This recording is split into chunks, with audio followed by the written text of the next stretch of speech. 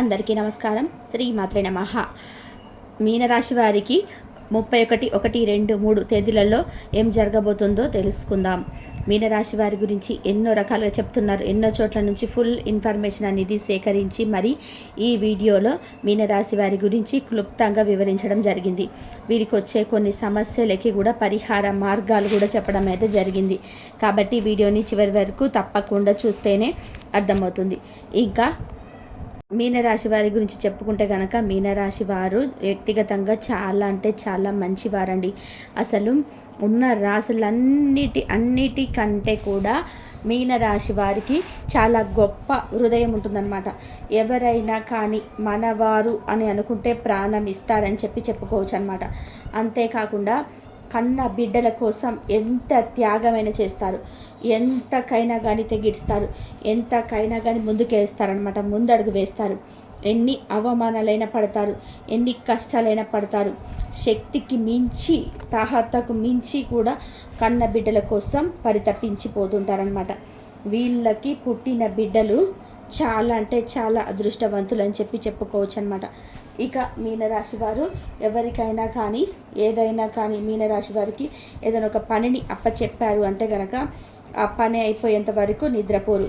అది వీరిని నమ్మి అప్పచెప్పిన పనైనా కానివ్వండి, లేకపోతే వారి యొక్క సొంత పనైనా కానివ్వండి, ఆ పని 10 మంది మెచ్చుకునేటట్టుగా చేస్తారనమాట.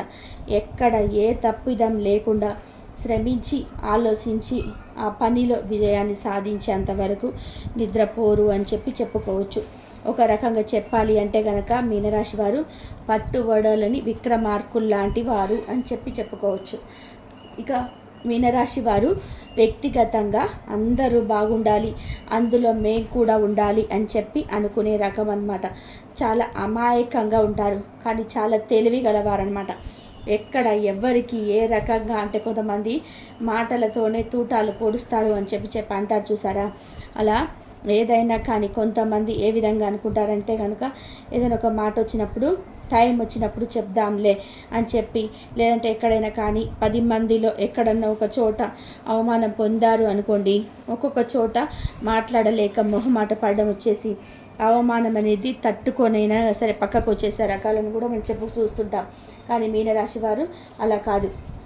ఎక్కడిదక్కడే అన్నట్టుగా ఎక్కడైనా వీరికి కొంచెం అవమానం జరిగితే తట్టుకోలేరనమాట.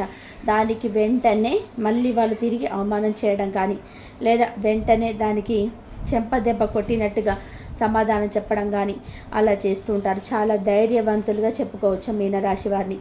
వీళ్ళకి ధైర్యం ఎక్కువగా, తెగింపు ఎక్కువ, అంతేకాకుండా తెలివితేటలు కూడా చాలా అంటే చాలా ఎక్కువ అని చెప్పుకోవచ్చు అనమాట. 10 మందిలో కూడా వీరి గురించి ప్రత్యేకంగా చెప్పుకుంటారు. మీనరాశి వారి గురించి వీళ్ళకంటూ ఒక ప్రత్యేకమైన గుర్తింపుని ఏర్పాటు చేసుకుంటారనమాట. వీరు చేసే పనుల దగ్గర కానివ్వండి, వీరి యొక్క మాట తీరు దగ్గర కానివ్వండి, వీరికంటూ ఒక స్పెషాలిటీ ఉంటుందన్నమాట. అంతేకాకుండా మంచి మాటకారి కూడా మీనరాశి వారు. సైలెంట్గా ఉండడము, ఎవరిలో కలవకుండా ఉండడము, అలా కాదు, పరిచయం లేని వ్యక్తులు కూడా కొత్తగా పరిచయం చేసుకొని వారితో మంచి చెడులు సంప్రదింపులు చేసుకొని తెలియని విషయాలు ఏదైనా ఉంటే తెలుసుకొని వీరి యొక్క జీవితంలో అవేవైనా కానీ అలవర్చుకోవాలంటే అవి కూడా అంటే తెలియని విషయాలు తెలుసుకొని జీవితంలో ఎటువంటి కష్టం లేకుండా అప్పుడు మన వాళ్ళు చెప్పారు కదా ఇలా చేయకూడదని అలా ముందుగానే ఒక ప్లానింగ్ అనేది చేసుకొని జీవితంలో ఒక్కొక్క స్టెప్ అనేది వేసుకుంటూ వెళ్తారనమాట. ఒక్కసారి మీనరాశి వారికి జీవితంలో అలా పైకి వెళ్ళిపోతారనమాట. అంటే డబ్బుని బాగా చూస్తారనమాట. ఒక్కసారిగా అలా పైకి వెళ్ళిపోయి ఒక్కొక్కసారి ఏంటంటే సడన్గా డౌన్ అయిపోతారనమాట. కానీ దైవానుగ్రహం అనేది వీరికి పుష్కలంగా ఉంటుందన్నమాట. మీనం అంటే ఏంటి? చేప నీళ్ళల్లో ఎప్పుడు కూడా ఏ విధంగా అయితే ప్రశాంతంగా ఉంటుందో మీనరాశి వారికి కూడా చేతిలో ఎప్పుడు కూడా కోట్లు ఉంటాయని కాదని చెప్పట్టు, కానీ కావలసినంత వాళ్ళ అవసరాలకు తగినంత డబ్బు అయితే ఎప్పుడు ఉంటుంది. ఏదో ఒక రకంగా పిల్లల రూపం కానివ్వండి, భర్త రూపంలో రానివ్వండి, ఏదైనా ఒక వాళ్ళ సొంతంగా సంపాదించుకొని కానివ్వండి, ఎలాగైనా కానివ్వండి మీనరాశి వారికి మాత్రం చేతిలో ఎప్పుడు కూడా డబ్బు ఉంటుంది. బ్రతికినంత కాలం కూడా అన్నపూర్ణాదేవి తల్లి యొక్క ఆశీస్సులు అనేటివి మీనరాశి వారికి ఎప్పుడు కూడా ఉంటాయి. అంటే వాళ్ళకి అదృష్ట రేఖ చాలా ఎక్కువగా ఉంటుంది అని చెప్పుకోవచ్చు. మనిషి బ్రతికే దేనికోసం, మనిషి ఎప్పుడైనా కానీ తెలివైన వాడు తీసుకునే నిర్ణయం ఏంటంటే కనుక అవసరమైనంత వరకు డబ్బు ఉండాలి, కడుపుకు పట్టినంత తినాలి, ప్రశాంతంగా నిద్రపోవాలి, కోట్లు సంపాదించుకోవాలి, మేము బిల్డింగులు సంపాదించాలి, కారుల్లో తిరగాలి, ఇదంతా కూడా అది తెలివవుతుంది అన్నమాట. ఉండొచ్చు కొంతమంది కోరికలు ఉంటాయి, ఇవన్నీ కూడా తప్పు లేదు. కానీ తాహతకు మించి చేయలేనప్పుడు కూడా దానికి పాకులాడడం అనేది కరెక్ట్ కాదు అని చెప్పి మీనరాశి వారు ఎప్పుడు కూడా ఉన్న దాంట్లో సంతృప్తి చెందుతారనమాట. ఎక్కువగా ఆశపడరు. ఈరోజు చూసుకుంటారు, ఈరోజు జరిగిపోయింది కదా హ్యాపీ అన్నట్టుగా ఈ రోజుకి ఆ రోజు ప్రశాంతంగా బ్రతుకుతారనమాట. అలే వాళ్ళకి చాలా అదృష్టకరంగా ఉంటుందన్నమాట. ఇక మీనరాశి వారి యొక్క ఆరోగ్య విషయానికి వస్తే కొన్ని రకాల సమస్యలన్నిటి వేధిస్తూ ఉంటాయన్నమాట. కొంచెం మోకాళ్ళను అరిగిపోవడం వల్ల మోకాళ్ళ నొప్పులు రావడం, నడుములు నొప్పి రావడము, అంతేకాకుండా కొంచెం కళ్ళకు సంబంధించి చుక్కల ప్రాబ్లం రావడము, కళ్ళకి ఎలర్జీ ప్రాబ్లం రావడం, కొంచెం ఎప్పుడు కూడా ఎలర్జీతో బాధపడుతూ ఉండడము, ఇక ఒళ్ళు నొప్పులతోటి ఒంటి సమస్యలతోటి బాధపడుతూ ఉండడం, కొంచెం గ్యాస్ ప్రాబ్లమ్స్ తోటి సఫర్ అవుతూ ఉండడం, ఇటువంటి సమస్యలన్నీ కూడా ఉంటాయి. కానీ ఈ సమస్యలన్నీ కూడా పెద్దగా వాళ్ళని బాధ పెట్టవన్నమాట. ఎందుకంటే వీరికి ఉన్న మంచి మనసు వల్ల, వీరికి దైవానుగ్రహం ఎక్కువగా ఉండడం వల్ల అన్ని సమస్యలు కూడా ఉన్నప్పటికీ అవన్నీ కూడలో కరివేపాకులాగా అంటే అంత ఇబ్బంది పెట్టవు, కానీ ఇబ్బంది పెట్టకుండా ఉండవు. కొంచెం అమ్మ అయ్యా అనుకుంటారు, కానీ అలా రోజుగాని గడిచిపోతాయి అన్నమాట. అట్లా మీనరాశి వారు వ్యక్తిగత విషయానికి వస్తే కానీ, పర్సనల్ విషయానికి వస్తే వీళ్ళు చేసే పని, వృత్తి కానీ, ఉద్యోగం కానీ, వ్యాపారం కానీ, వీటన్నిటిలో కూడా చాలా సిన్సియర్గా ఉంటారనమాట. ఆ పనులన్నిటినీ కూడా ఒక ఎత్తు, వారి జీవితం ఒక ఎత్తు అని చెప్పుకోవచ్చు. చేసే పనిలో ఎటువంటి మోసాలు, లోటులు పాటులు లేకుండా పర్ఫెక్ట్గా చెయ్యాలి అని చెప్పి అనుకుంటూ ఉంటారనమాట. కాబట్టి వీరు చేసే ప్రతి పనిలో కూడా సక్సెస్ అవుతారు. ఇక మీనరాశి వాళ్ళు ఎదుటి వారిని గుడ్డిగా నమ్మిస్తుంటారనమాట. వీరి దగ్గర ఉన్న ఇన్ని తెలివితేటలు ఉన్నా కూడా ప్రతి మనిషి దగ్గర ఏదో ఒక బలహీనత ఉంటుంది. అలాగే మీనరాశి వారికి ఉన్న బలహీనత ఇదే అని చెప్పుకోవచ్చు. కాబట్టి ఎప్పుడైనా కానీ ఎదుటి వారిని గుడ్డిగా నమ్మి మీ ఇంట్లో విషయాలు, మీ పర్సనల్ విషయాలు, మీరు పార్ట్నర్ గురించి కానీ, లేదంటే మీ కడుపున పుట్టిన పిల్లల గురించి కానీ అలా వేరే వాళ్ళతో చర్చించడం కండి. ఇలా చర్చించడం వల్ల ఏమవుతుందంటే వినేటప్పుడు ఎవరైనా కానీ చక్కగా వింటారు, కానీ బయట మళ్ళీ నలుగురికి 10 మందికి వెళ్ళి మీ గురించి పలచన చేసి చెప్తుంటారనమాట. కాబట్టి ఎప్పుడు కూడా ఇది కరెక్ట్ అయిన పద్ధతి కాదు అని తెలుసుకోండి. ఇంట్లో విషయం మీరు గుట్టిగా నమ్మి చెప్తారు, మీరు మంచి మనసే, మీ మంచి మనసు అవతల వాళ్ళకి కూడా ఉండాలి అనే రూల్ ఏంటి చెప్పండి. కాబట్టి మీరు ఏం చేయాలి అంటే గనక ఎదుటి వారిని గుడ్డిగా నమ్మకండి. ఎదుటివారు కూడా మీకులాగా మంచి మనస్తత్వంతోనే ఆలోచిస్తున్నారు అనే గ్యారెంటీ ఏంటి చెప్పండి. కాబట్టి ఎదుటి వారిని గుడ్డిగా నమ్మకుండా ఎవరిని ఎక్కడ ఉంచాలో, ఎవరికి ఎంతవరకు ఉంచాలో, ఎవరితో ఏ విషయాలు చర్చించాలో, ఏ విషయాలు చర్చించకూడదో తెలుసుకొని మాట్లాడండి. ఎందుకంటే దీనివల్ల మీరు ఆ గతంలో కూడా చాలా నష్టాలు పొందారు. కాబట్టి భవిష్యత్తులో అటువంటి నష్టాలు జరగకుండా చూసుకోవాల్సిన బాధ్యత మీ మీదనే ఆధారపడి ఉంటుందన్నమాట. ఇక మీనరాశి వారికి 3 రోజుల విషయానికి వస్తే 31, 1, 2, 3 తేదీలలో వృత్తి, ఉద్యోగం, వ్యాపార పరంగా చాలా అద్భుతంగా ఉంటుంది. మీరు చిన్న పెద్ద బిజినెస్లు ఏవి చేసినప్పటికీ కూడాను మీ బిజినెస్ల పరంగా చాలా బాగా కలిసి వస్తుంది అని చెప్పుకోవచ్చు అన్నమాట. కాబట్టి ఈ విషయాలలో ఎటువంటి టెన్షన్ పడద్దు. ఇప్పుడు ఎలాగైతే చేసుకుంటున్నారో అలాగే చేసుకుంటూ వెళ్ళండి. ఇక కుటుంబ పరంగా చూసుకుంటే భార్యాభర్తల మధ్య మంచి అనుకూలత ఉంటుందన్నమాట. సంతాన పరంగా కూడా కొన్ని గొడవలు వస్తూ ఉంటాయి. అవి కూడా కొంచెం మీరు సర్దుకోగలిగితే పెద్ద గొడవలు ఏం కావవి. కొంచెం సంతాన పరంగా కొంచెం చిన్న ఇబ్బందులు వచ్చే అవకాశం అయితే ఉంటుందన్నమాట.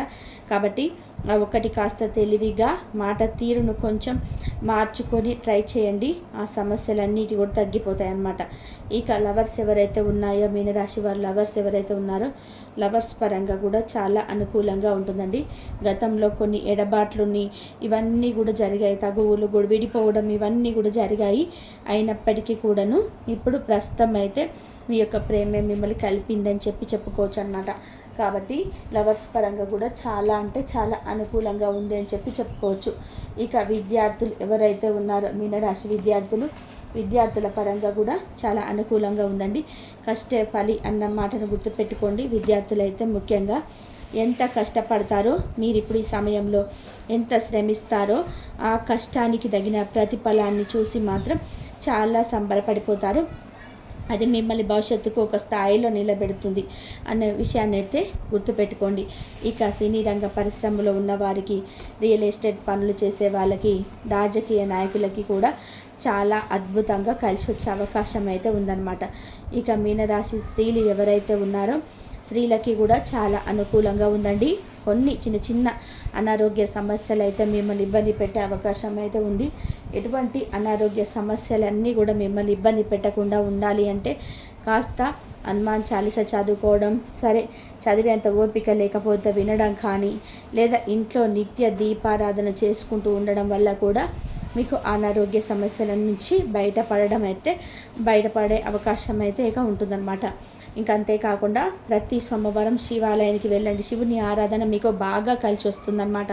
కాబట్టి శివాలయానికి వెళ్తూ ఉండడము, ఏదైనా ఒక సోమవారం ప్రతి వారం కాకపోయినా కానీ నెలలో ఒక్కసారైనా సరే, లేదా 2 నెలలకు ఒకసారైనా కానీ శివుడికి అభిషేకం చేయించుకుంటూ ఉండడం వల్ల, శివుని యొక్క విభూదిని కాస్త స్నానం చేసే నీటిలో వేసుకొని స్నానం చేయడం వల్ల, శివుడి యొక్క అనుగ్రహం మీ మీద ఉండడం వల్ల కొన్ని కష్టాల నుంచి, కొన్ని గ్రహ దోషాల నుంచి బయటపడవచ్చు అన్నమాట. అంతేకాకుండా విభూదిని నుదుటిని ధరించడం వల్ల మీకున్న నరదిష్టి అనేది మీకు పూర్తిగా పోతుంది. నరదిష్టి నుంచి పూర్తిగా బయటపడతారనమాట. కాబట్టి మీకు కొంచెం నరదిష్టి ఎక్కువగా ఉంటుంది. కాబట్టి ప్రతి నిత్యం రోజు కూడా స్నానం చేసిన తర్వాత కుంకుమ బొట్టు కానీ, లేదా అంటే ఆంజనేయ స్వామి సింధూరం కానీ, లేదా పరమేశ్వరుడి యొక్క విభూదిని కానీ నుదుటిన ధరించడం మాత్రం మర్చిపోవద్దు అని చెప్తున్నా. ఇక అంతేకాకుండా మీకు ఈ 3 రోజుల చిన్న ప్రయాణాలు వచ్చే అవకాశం అయితే ఉంటుందండి. ప్రయాణం చేసేటప్పుడు జేబులో ఒక చిన్న సైజు పచ్చ నిమ్మకాయ ఉంటుంది కదా, పచ్చి నిమ్మకాయ జేబులో వేసుకొని ప్రయాణం చేయండి. మరి ఇంటికి తిరిగి వచ్చేటప్పుడు ఆ నిమ్మకాయ తలపైన భాగంలో కుడి వైపు నుంచి ఎడమ వైపుకు 3 సార్లు, ఎడమ వైపు నుంచి కుడి వైపుకు 3 సార్లు తిప్పి ఎవరు తొక్కని స్థలంలో దూరంగా విసిరేసేయండి. దీనివల్ల మీకున్న నరఘోష, నరదిష్టి అన్నీ కూడా పూర్తిగా వెళ్ళిపోతాయి అన్నమాట. అంతేకాకుండా ప్రతి ఆదివారం కూడా ఎర్ర నీళ్ళు తీసేసుకుంటూ ఉండండి, లేదా ప్రతిరోజు ఉప్పు నల్ల ఆవాలతో దిష్టి తీసేసుకుంటూ ఉండండి. నరదిష్టికి నల్లరాలు సైతం పగిలిపోతాయని అంటుంటారు కదండి. కాబట్టి మనసులో మనం ఎంత చెప్పండి. కాబట్టి ఆ నరఘోష నుంచి తప్పించుకోవడానికి ఎప్పటికప్పుడు దిష్టి తీసేసుకుంటూ ఉండడం మీకు చాలా ఉత్తమం అని గుర్తుపెట్టుకోండి.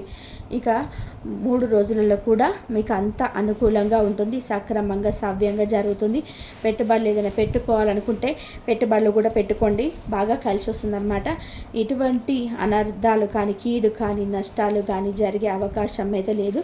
ఈ 3 రోజులు మీకు లాభదాయకంగా అయితే ఉందని చెప్పుకోవచ్చు అన్నమాట. అలాగే భార్యాభర్తల మధ్య కూడా అన్యోన్యత ఉంటుంది. మీరేంటంటే ప్రశాంతంగా కాసేపు కూర్చొని మాట్లాడుకుంటే మీ మీద ప్రేమ అనురాగాలు పెరుగుతాయని మనకి ఇక్కడ బ్రహ్మంగారు ఎప్పుడో చెప్పారనమాట. ఏదైనా సరే మాట్లాడే సమయాలు తక్కువైనప్పుడు ఆ పగలు అంటే మనిషి మధ్య ద్వేషాలు పెరిగే అవకాశం అనేది ఎక్కువగా ఉంటుంది. కాబట్టి కాసేపు మీకంటూ భార్యాభర్తలకు ఒక ప్రత్యేకమైనటువంటి సమయం కేటాయించుకొని ప్రేమగా మాట్లాడుకోండి, ప్రేమగా పలకరించుకోండి. ప్రతివాదనలకు వద్దు. ఒకరొక మాట అనుకోనట్టు తగ్గితే మనకు ఓడిపోయినట్టు ఏమీ కాదు. కాబట్టి అంటే మేము ఎందుకు పడాలి, తప్పు చేసినందుకు. తప్పు చేస్తే సైలెంట్గా ఉంటే తప్పు చేసినట్టు ఎప్పుడు కూడా అనుకోవద్దండి. పరిస్థితులను బట్టి సైలెంట్ అయిపోవాలి. ఎందుకంటే అక్కడ వాదన జరగకూడదు అనుకున్న వ్యక్తి తప్పు ఏమీ లేకపోయినా కానీ సైలెంట్గా ఉండాలి. కాబట్టి ప్రతివాదనలు వద్దు, చెప్పుడు మాటలు వినొద్దు. రెచ్చగొట్టే వాళ్ళు ఎంతోమంది ఉంటారు, అలాంటి వారి మాటలు పట్టించుకోవద్దు. ఎవరికి మధ్యవర్తిగా ఉండొద్దు, అడ్డం ఉండొద్దు, ఎవరికి కూడా డబ్బు అప్పుగా ఇవ్వద్దు. ఇలా మధ్యవర్తిగా ఉండవద్దు, మాటలు ఎక్కువగా మాట్లాడవద్దు. మీకంటూ కొన్ని నియమాలు, కొన్ని అడ్డంకులు, కొన్ని ఏర్పాటు చేసుకోండి. అలా చేసుకోవడం వల్ల మీ జీవితం బ్రహ్మాండంగా ఉంటుంది. మానసిక స్థితి కూడా మీరు పడుతుంది. మానసిక ప్రశాంతత కోసం దైవానికి దగ్గరగా ఉండండి. నిత్యం దీపారాధన చేసుకుంటూ ఉండండి. ఎందుకంటే మీరు ఈ మధ్య కొంచెం బాధలు, సమస్యలతో దైవాన్ని కూడా కొంచెం పక్కన పెట్టేస్తుంటారు. కాబట్టి మీరు దైవానికి కాస్త దగ్గరగా ఉండండి. దైవానికి మీరు దగ్గరగా ఉంటే దైవం మిమ్మల్ని తన ఒడిలో చేర్చుకొని బాధల్ని దూరం చేసే అవకాశం అనేది ఉంటుంది. లేదంటే చెడు దగ్గరికి వచ్చే అవకాశం ఎక్కువగా ఉంటుంది.